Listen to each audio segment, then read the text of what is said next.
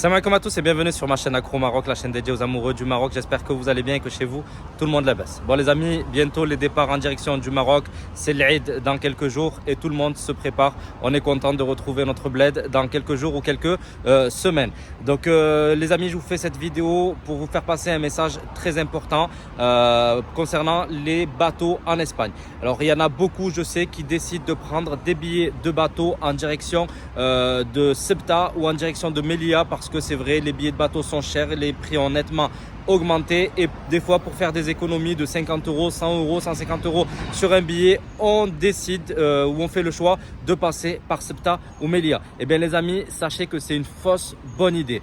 Pour ceux qui ne connaissent pas Ceuta ou Melilla, ce sont des territoires, des enclaves, territoires occupés espagnols au Maroc et ça veut dire que vous allez prendre le bateau en Espagne et que vous allez arriver en sol espagnol, en territoire espagnol sur un sol marocain évidemment, et vous allez devoir passer la douane. Et bien sachez que à ce niveau-là, les files d'attente peuvent être très longues et je vous dis, sur les pics ça peut aller jusqu'à 7, 8, 9 heures d'attente en plein soleil. Il y en a qui en ont fait les frais l'année dernière et qui se sont dit plus jamais on prendra Ceuta ou Melilla. Donc moi je vous le dis surtout pour ceux qui ne connaissent pas et qui sont jamais passés par Ceuta ou Melilla, des fois le prix il est nettement inférieur sur un Tanger par exemple ou Nador, mais je vous dis, si vous avez des enfants en bas âge, si vous n'aimez pas les longues files d'attente, il faut éviter de passer par ces deux ports là. Alors clairement ça dépend beaucoup aussi de la période. Si vous y allez juste avant l'Eid, ben pareil, je vous dis, vous allez avoir droit à vos 6, 7, 8 heures d'attente. Après, si vous allez sur une période plus calme, j'imagine, je pense par exemple à début août.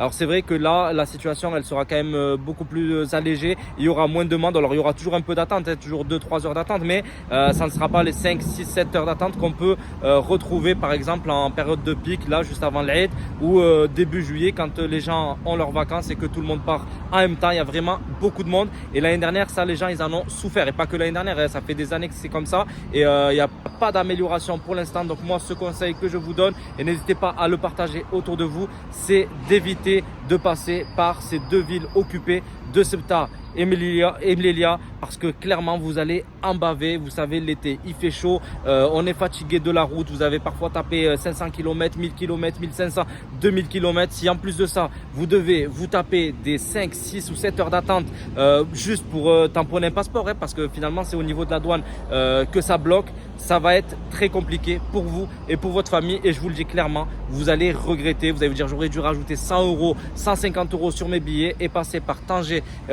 ou par Nador et j'aurais été tranquille. Alors je sais, on essaie tous de faire des économies, c'est les vacances, on se dit que avec 100 euros je pourrais faire ceci ou je pourrais faire cela, mais je vous le dis, si vous prenez Ceuta ou Melilla et que vous vous retrouvez dans des heures et des files d'attente interminables, je vous dis en plein soleil, des fois vous manquez d'eau, vous avez pas assez à manger, il n'y a pas d'endroit pour vous acheter à manger, des fois même des toilettes, il n'y a pas. Là vous vous dites clairement, j'ai fait l'erreur et j'aurais dû rajouter la différence et passer clairement par Tanger ou par Nador. Alors attention, je dis pas qu'à Tanger ou à Nador il n'y a pas du tout d'attente, mais en règle générale à Tanger tu attends une demi-heure, tu attends 1 heure max pour faire toutes les démarches administratives, alors que clairement si vous passez par Ceuta ou Melilla, ce temps il sera multiplié par 4, par 5, par 6, enfin, voilà, ça dépend de la période. Alors je sais qu'il y en a en commentaire qui vont me dire, ouais, je suis passé par Melilla, il y avait pas autant d'attente, etc. Oui, clairement ça dépend des périodes, et si vous allez sur une période où il y a un pic, là clairement vous allez en souffrir. Voilà les amis, n'hésitez pas à faire passer ce message autour de vous, c'est très important.